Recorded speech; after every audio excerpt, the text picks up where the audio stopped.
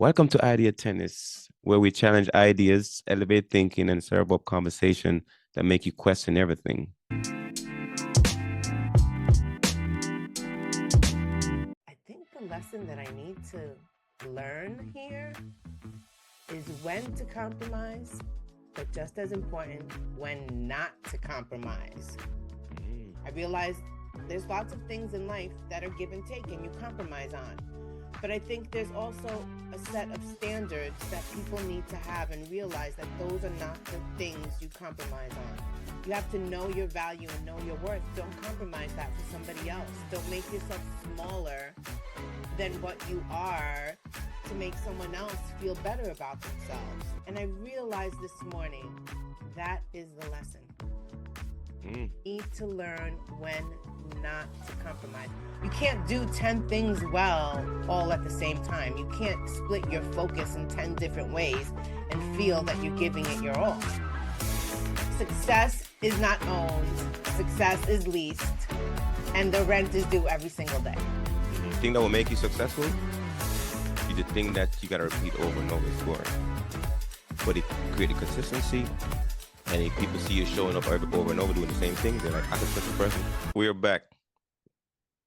Hustle with heart under your cup. You know what happened, Jess? Sometimes when you like in the morning, you're taking a shower, and you're sitting there taking a shower, some of the best ideas come to you. You're like, but then you're like, I need to write it down, but I'm in the shower.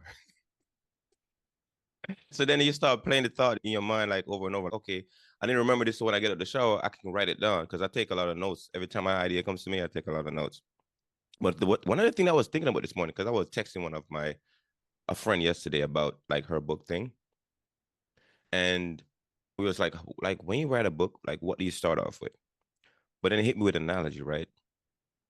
Writing a book is just like traveling from New York to California. It's the kind of same journey, right? You figure out where you are and where you want to go. So same thing with the book. Like the book is centered around that control question, that question that you're gonna answer for the audience, and then the promise of where they're gonna go to destination. And then you talk to them about what you experienced on your journey to the destination. So you figured I'm in New York.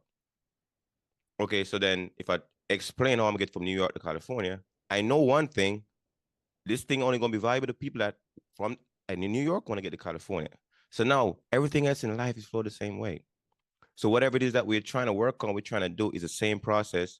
Is we got to find the people that are in that location that want to get to the next location. It's not for everybody, but only for those same people that's in that location want to get to the next location because that information is valuable to them. So when I tie it back to the book concept, I'm like, okay, so people are always having a difficult time writing books. Well, like a book is you're gonna answer a question that people having difficulty answering. But then you're gonna promise them a solution that they want. And then on the journey of writing the book, you take them through that process of answering the question.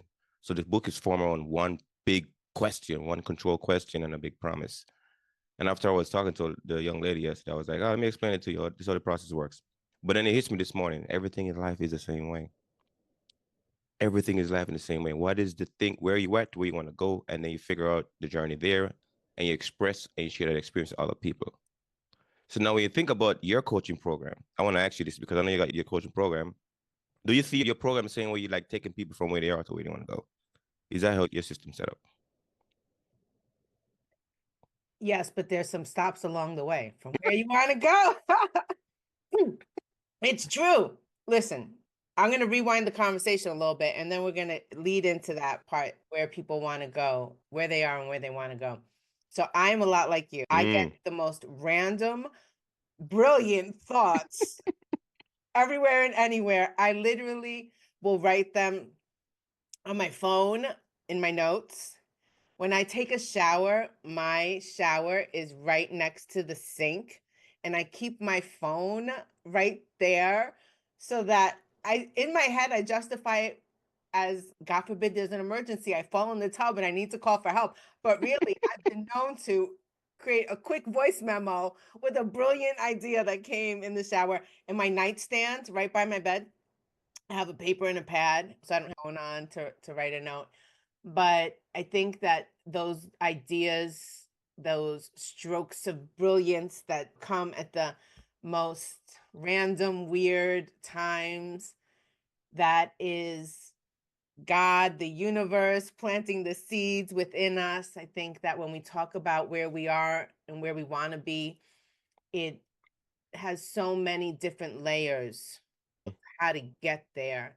It's not just a straight line to success. It's not a straight line to achieving your goals. It's not a straight line to having an idea for a book and then all of a sudden the book is for sale. There's processes. And I think that sometimes in the midst of trying to get to where we want to be, we lose sight of the things that we need to learn, realize, grow, evolve, change. I've been struggling with something lately, and I'm going to share it with everybody because I want people to. I've been trying to figure out why something has been repeatedly happening in my business life. Mm-hmm. And I think it was this morning when I was in the shower, the reason revealed itself. I didn't need to write it down. I just needed to understand it. Really, the reason revealed itself because I've been thinking about this. Like, I generally am not the type of person, when I go to bed, I clear my mind. The only Mm-hmm. thing that it's filled with is prayer. But I have been consumed with these thoughts of these things that have been happening. And I realized when I was in the shower and I realized, I think the lesson that I need to learn here is when to compromise, but just as important, when not to compromise. Mm. I've done a lot of compromising over the years to get to the places I've wanted to be, the rooms I want to be in, and connect with people that I probably wouldn't have under ordinary circumstances. I realized there's lots of things in life that are give and take and you compromise on. But I think there's also a set of standards that people need to have and realize that those are not the things you compromise on.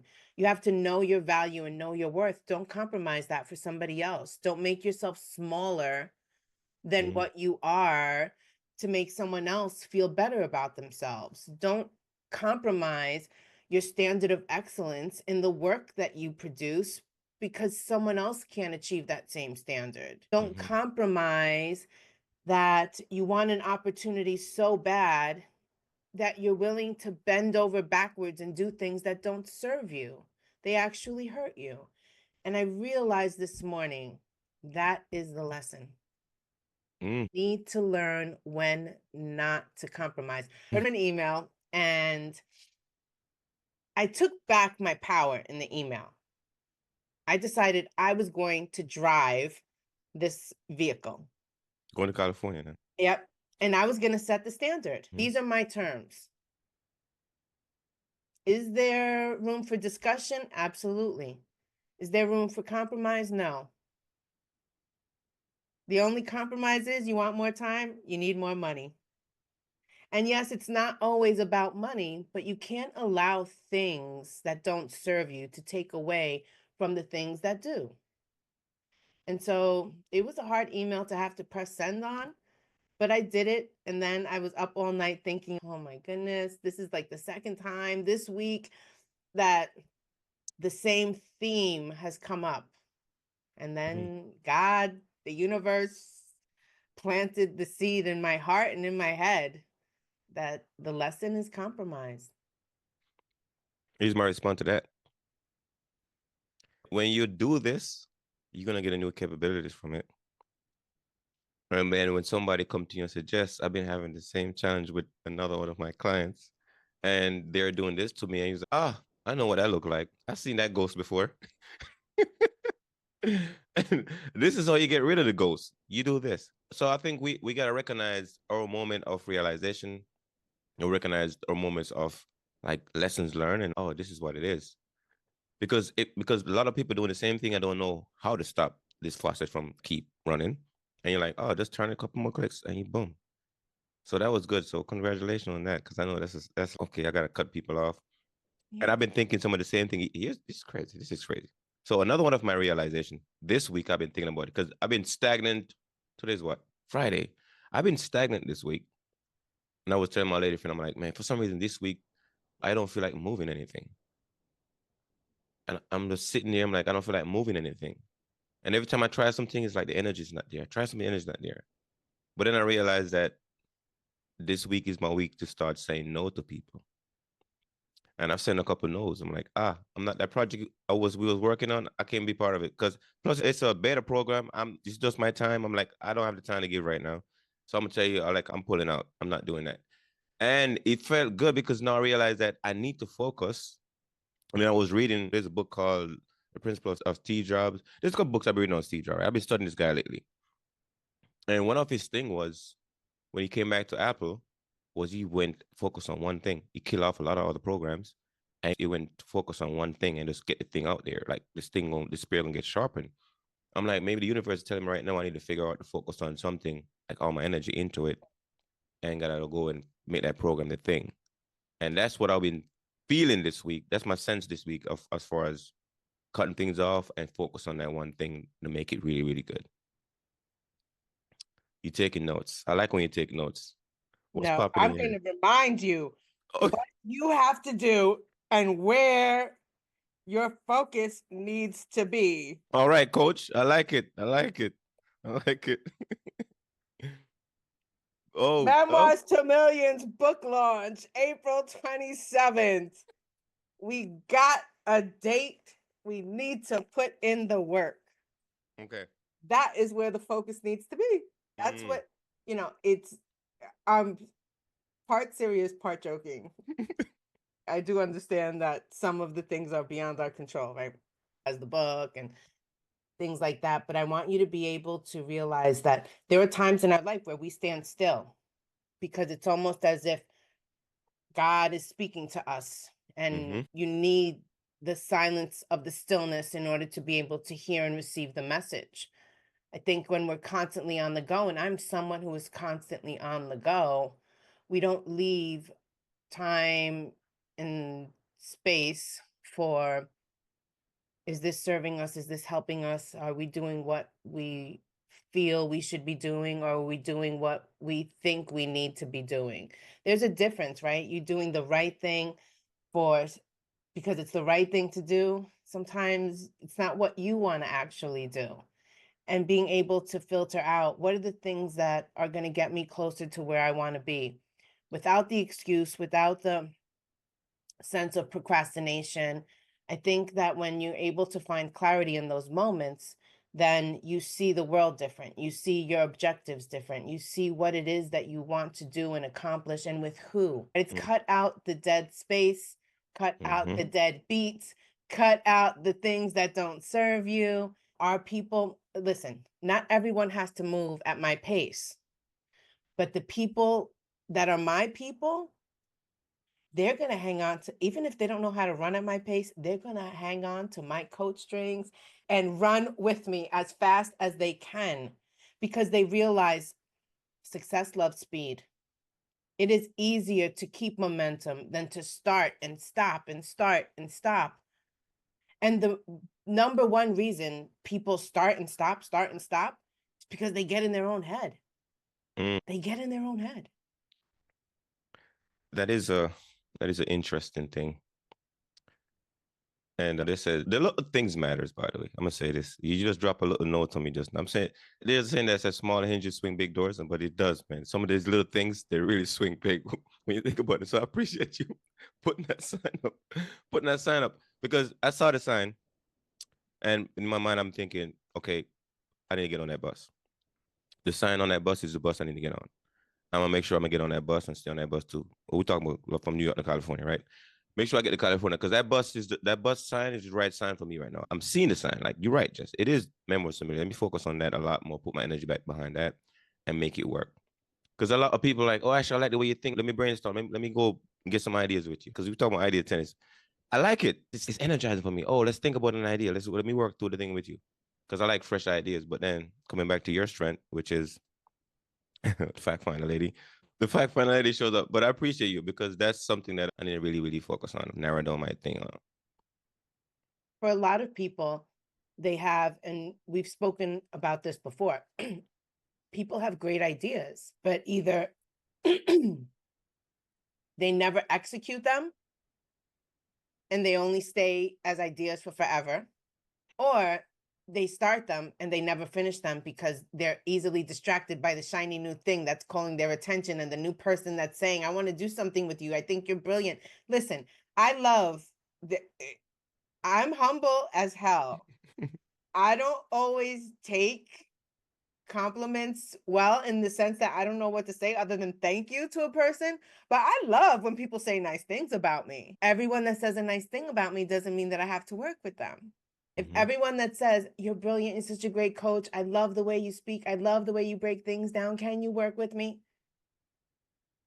If I spread myself too thin, I am never going to be in a situation that I am fully present, that I am giving my attention to 100%. Why? Because I have 10 things I'm working on. And so the 10 things get a small percentage of my time to say that I'm showing up and I'm doing what is expected of me. I may not be doing it well, but I'm doing something.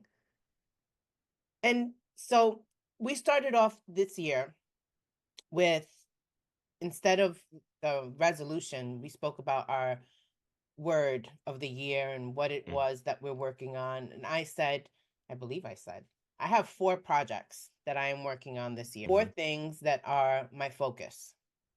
Anything that I say yes to have to benefit or improve on the 4 things that I'm working on.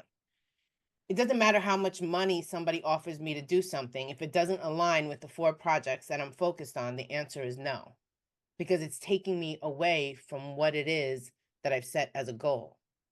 And I think that everyone should do a similar exercise. It doesn't have to be 4 things, it could even be 1 thing, but it should not be 10 things. You can't do 10 things well all at the same time. You can't split your focus in 10 different ways and feel that you're giving it your all. There's some days with the 4 things, I'm not going to lie. I'm like, wait, I need a couple more hours in this 24-hour day. Where can I find them? But when you tell me this new thing that you're working on, in my head, I'm thinking to myself, like, why, Asher? Why? You have great things. You have great things. This is a great thing with me and idea tenants, but you have great things. You have other great things. And I think you could serve the world so much better if you focused on those things instead of saying yes to so many people and so many different things. I'm gonna tie back to the truth about this. When I was in the military, there's something about the military, why military is so high stress. It is such a burnout organization. Is because we do so much. The last maybe 7, 8 years of my career in the military was so much work. Because in the military, you're not a specialist in a lot of areas. You're a generalist, especially when you get in a leadership position. So you do so much different things. Like you was talking about the 10 things. When you end of the day, you feel like, did I achieve anything today? Because you did so many different small bites here. It's like, did I really actually eat a full meal today? Because you were just nibbling on everything. So a lot of that happened, and then you end up getting burned out because you were doing so many different things. And I recognize that's what I got burned out in the last year. I was like, man, I'm done. Like my body is running low because I'm doing so much. But I learned a lot of skills. I learned a lot of things. But it wasn't potent. Like I was getting really stretched because you run from here to there to that because everybody needs something from you because you're in a leadership position and people just want this, they want that, and when you're able to take care of that. And that becomes addictive as well. So I run into that as well when I left the military. I was like, man, I like to really run around and help people too. But now I'm figuring out the Steve Jobs method where you focus on that the 1 to 3 things and you line it up and you organize and systematize it, you synthesize it, and you go out there and you shoot. Now, that's my focus a bit. At least this week was telling me that I need to go and get potent in an area that I need to put all my energy in. Get on the bus, stay on the bus the whole way.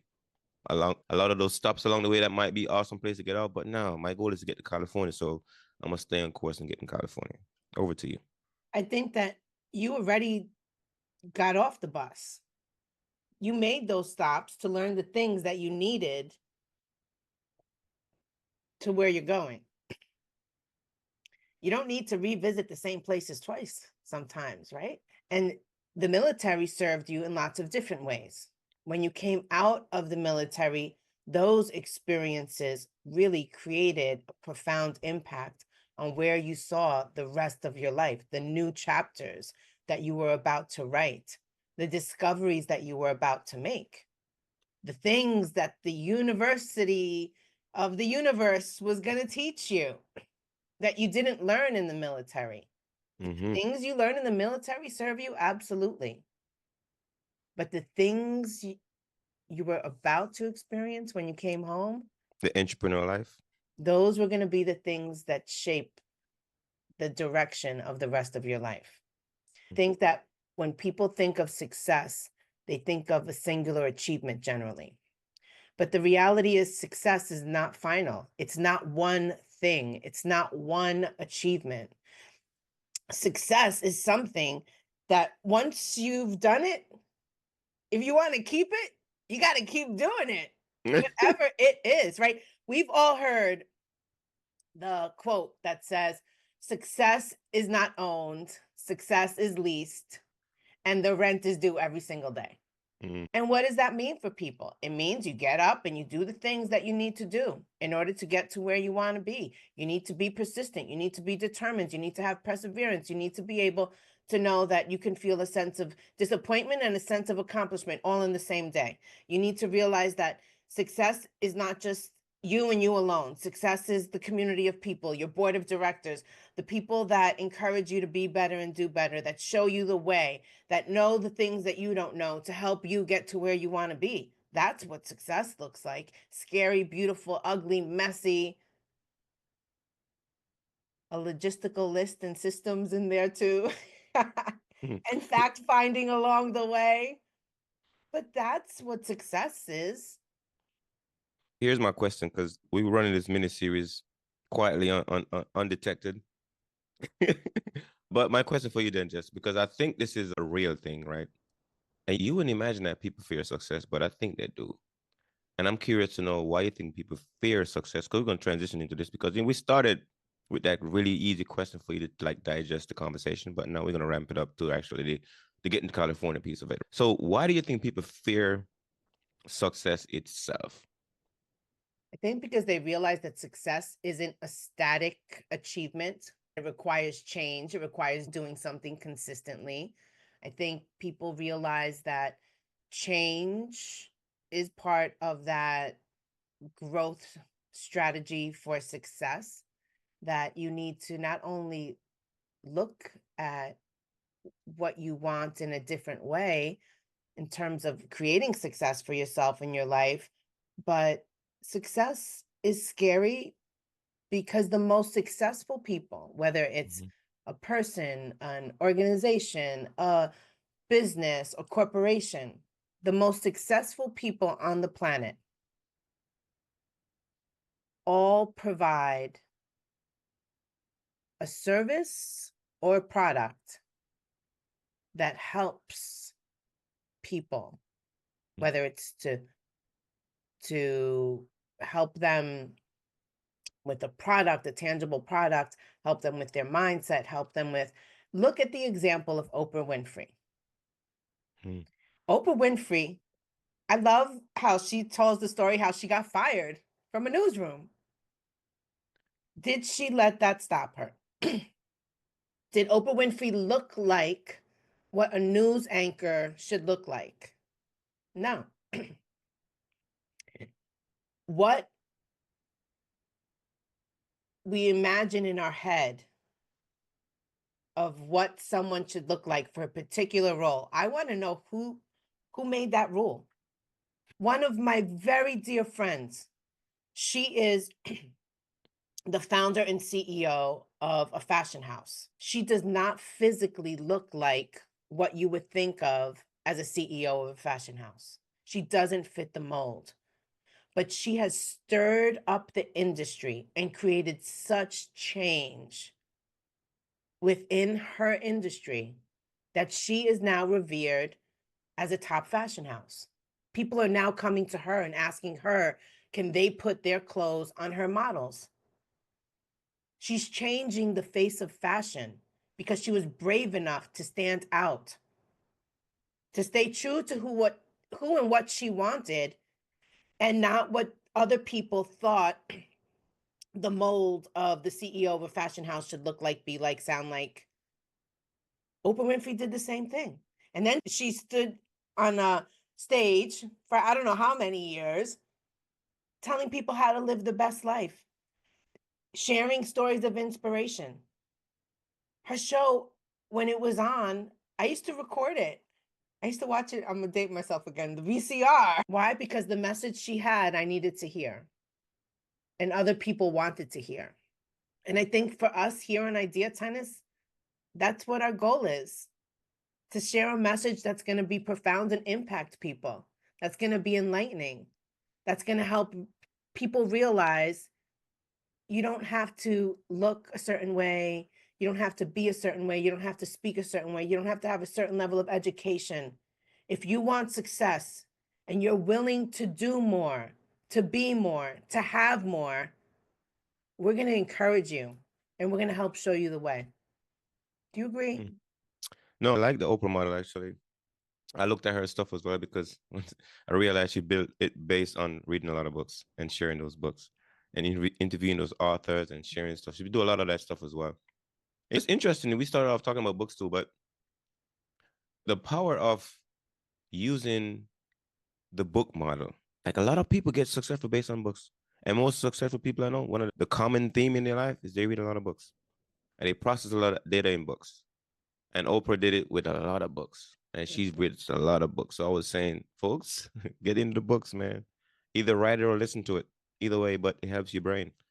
And when you start off, we talk about, I asked a question around fear, and it's interesting. I was thinking about some of my most successful moves in my life is like the chapter one part of life, which is I'm pretty good at finding. I'm gonna use women as an example, if you don't mind. I was pretty good at getting the girl, Jessica. I have no doubt about that, Asher. You're a smooth talker. I was pretty good at getting the girl, but I wasn't good at keeping the girl. Because you're a smooth talker. But here's the thing. But when I'm doing the entrepreneurial life, I realize it's pretty much the same version.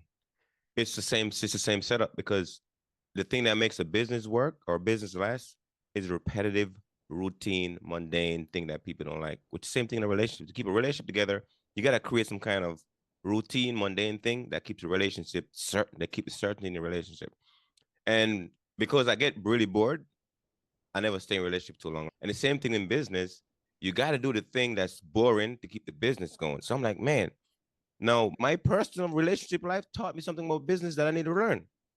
But I couldn't combine the two until I was looking at business. Like, wait a minute, I hate this boring stuff, the repeating the same thing over and over every day. Like, it gets boring. But I realized that's what makes the business stay together. Because if you have employees or people working in the business, and every day you come with a new thing, they're gonna lose their mind.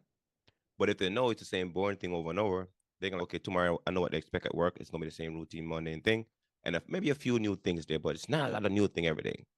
So I don't create chaos in the business. Therefore, like I create chaos in a relationship because I want to do new things because I get bored. So now I was drawing the comparison to other people's life. Probably the same thing. The thing that will make you successful is the thing that you gotta repeat over and over. It's boring, but you create the consistency and if people see you showing up over and over doing the same thing, they're like, I can trust this person because tomorrow I can predict what he's going to do. But if your tomorrow is very uncertain, they can't predict what your tomorrow is going to do, they're not going to trust you. Same thing relationship. If a person like, oh, this guy's getting bored, I can't trust him because he might do something different tomorrow. So then I trust being with this person in relationship. But I had to learn that lesson. So this is my confession. I had to learn that skill. I had to commit to where I'm going to keep doing the thing that make a relationship work, which is creating certainty based on certain habits, certain behaviors that people can predict. Because if you don't have that, they can't trust you long term. Same thing in business. What are your thoughts? Consistency and routine are critical for achieving things in life. Part of success, absolutely. Determination and effort are then, I'm going to say, the partner words when it comes to consistency and routine. And you said it right. People want a sense of certainty, especially because we live in a world with so much uncertainty. And the truth of the matter is the only certainty we have is what we can control, what we can do, what we have the capacity to do at any given moment. It doesn't mean that's what we're going to be able to do forever in the sense of, I would hope to be better, do better. What I could do today is good, but what I could do next week could be great. if I'm consistent, if I stick to a routine that's going to help me get to where it is that I'm working towards. I think that so many people want that fast forward button. We live in like the microwave society where everyone wants instant success, instant results, instant. I won't lie. If I could lose 30 pounds instantly, I'd be a happy girl. But that's not reality. Come on. That is not the way the world works. So, how do we overcome that illusion of the instant society that we live in right now is not real, it's not true, and people took time, they were consistent, they did things along the way to their success that requires so much more than fear. I think when we talk about fear of success, a whole new responsibility creeps in when you're successful. And I don't know a lot of people that want a lot of new responsibilities. Most people shy away from responsibility. Most people are like, no, you can make the decision. Where are you going for dinner? Oh, you could pick. What color blouse looks better? The red or the blue? Oh, they both look good. They don't want to be responsible for making the wrong choice or the wrong decision. And so they shy away. I think that when we realize, how do you learn? How do I know if the red shirt is going to look better on you than the blue shirt if I don't give you my opinion or you asking me a question? Which one is it? So let's let go of shying away from the responsibility. Let's focus in on what we have control over. Let's let go of the idea that what we're doing, other people are going to think a certain way.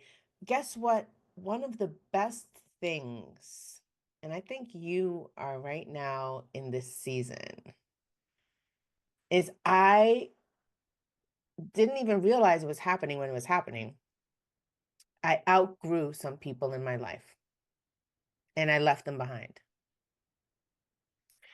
I realized that the way they thought and viewed the world was not the same way I think and view the world.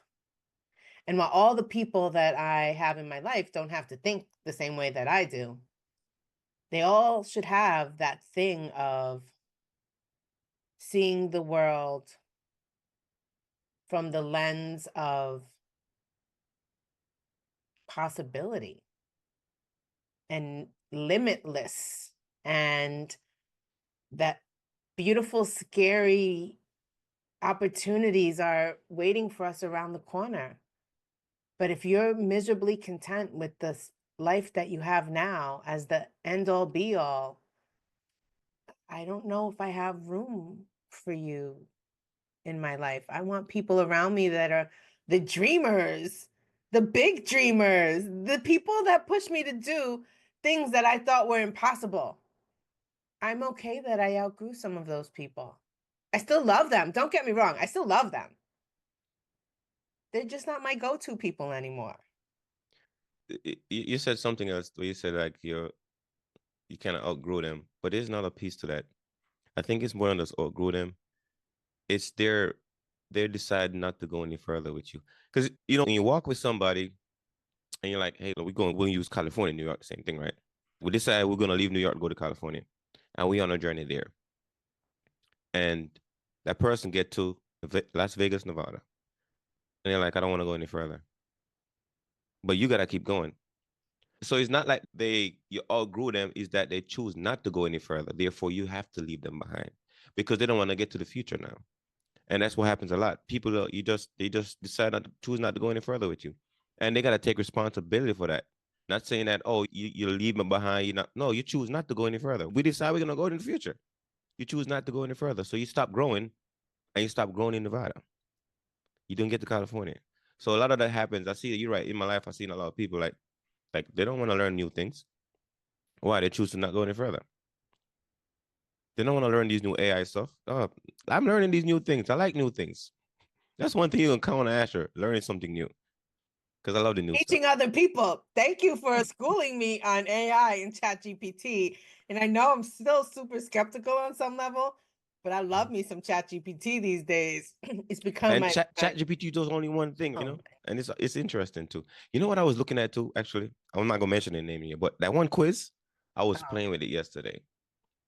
And when I tested on other people, I was like, this is the first part of the technology I've seen where it makes the process way more easier. Because here's the thing, nobody cares about your business plan, Jess. no. Nobody cares about your business plan. Like I have a business plan. Nobody cares about a business plan. What they care about is the execution of my business plan. They care about execution. Can I execute that thing? Like I don't care about the business plan. I care about the execution. Is it something I can execute? If it's something I can execute, I'm like, oh, let me try this because I can execute it. I'm inspired by your business plan. I really don't care about it. So then I make me start thinking now. What is the potential of this new tool as far as creating executable moves for other people? How can I make time to results more faster, more easier because of this new tool? So I know we just switched up this now, but I just want to mention that I was thinking about it yesterday too.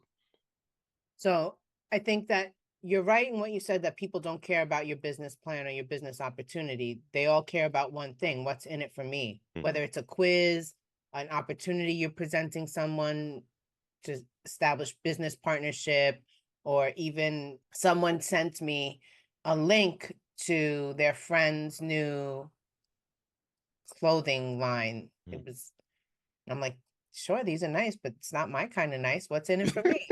Do you want me to share it? I've had people that have sent me direct messages on like Instagram that have asked me to share their page and ask my followers, and I don't have a lot of followers, but to ask my followers to share their page. And in my head, I'm thinking, like, what's in it for me? Why would I do that? When we talk about what's in it for me, why would I do that? Does it sound selfish? Yeah, it does. But isn't that what part of the process of getting to where we want and what we want? It requires some level of selfishness. How is this going to help me get to where I want to be? This quiz that you're referencing, it allows people to have efficiency. It allows people to not have to know the answers, to use the tool to create income and opportunity. That's the difference with this quiz, that it simplifies the systems and the process to create new share of customer, new revenue, and enhance and increase their current revenue and their current share of customer. And you don't have to know how to do anything other than send the quiz. Here's the tie back.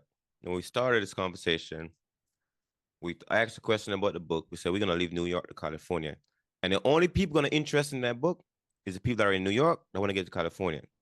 So then you mentioned something about the person. What's in it for me? If you was in New York and I send you something and you want to get to California and I send you something like, hey, this is the direction, the map to get to California. You're like, oh, I'm looking for this.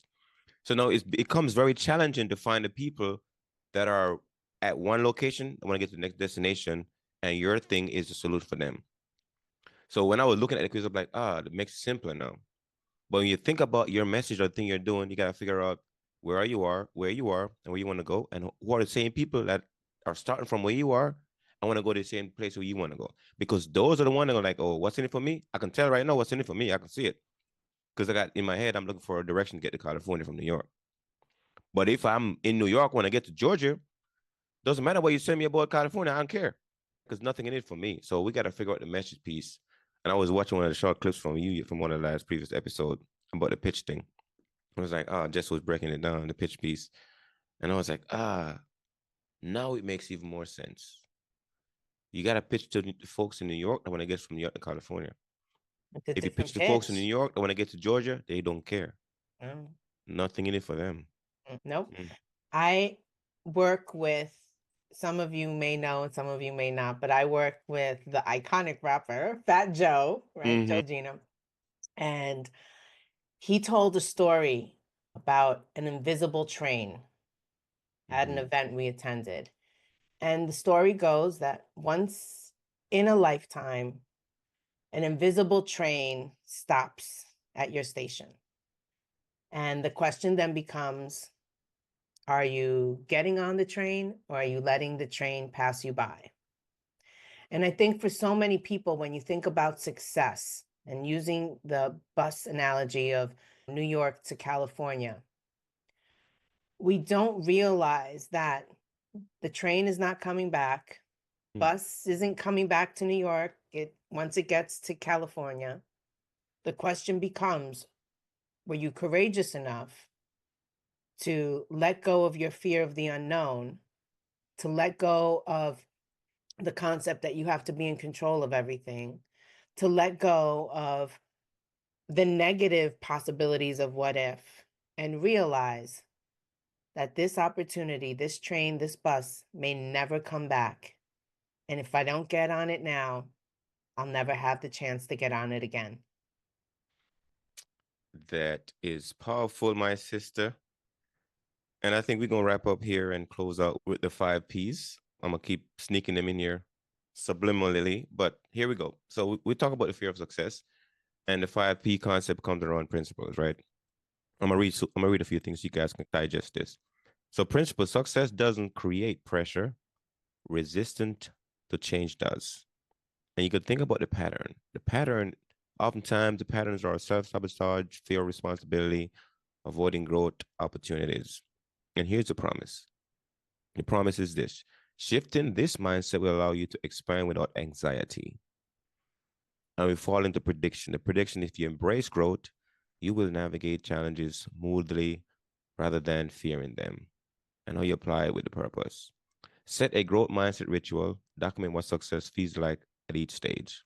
Now, if you think about the bus journey from New York to California, you gotta walk through the phases. Like, what is each step along the way feels like, look like for you, and then see how these 5 P's are showing up in your life. Because once you start mastering these things, you can start making sense of your life a lot more easy. And seeing your behaviors, your habits, and start documenting them, recording them, measuring them. And by the end of the day, once you apply purpose to it, life becomes a lot more better. So, what is your biggest takeaway, Jess? So, my biggest takeaway, I'm going to remind everyone, success is not owned, it's leased. You got to pay the rent every single day. Consistency, routine, determination. I have a team of people that I work with that we call each other Team Relentless. And we're relentless. Why? Because nothing, no one, no obstacle is going to stop us from where we are going. There's no excuse. There's no, oh, I don't feel. No, no matter what it takes, we are going to arrive. We have purpose. We have a plan.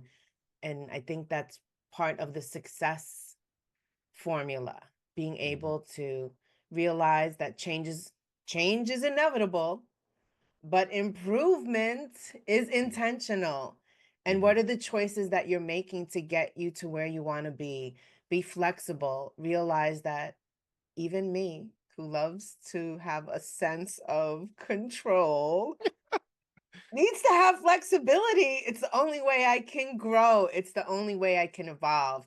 And so while I'm flexible most days, some days it's a work in progress, and that's okay. We are perfectly imperfect.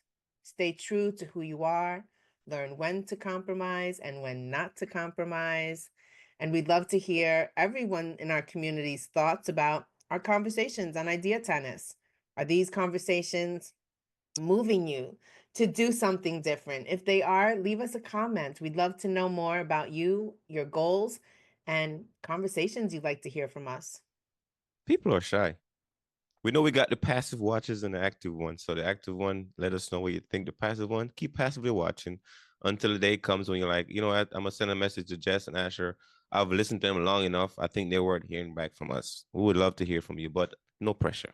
No pressure. We got folks that are brave like me that will go out there and talk to a group of girls and don't feel embarrassed about it. But then don't fear of infiltrating our community. Come on and show up. Let us know what's going on with you. And of course, I'm gonna we call this our CNN, right? We're gonna tell you what's going on in our world. So definitely the Memoirs of Millions community, it's been working, it's been growing, and would love definitely to have people that are interested in writing their memoirs.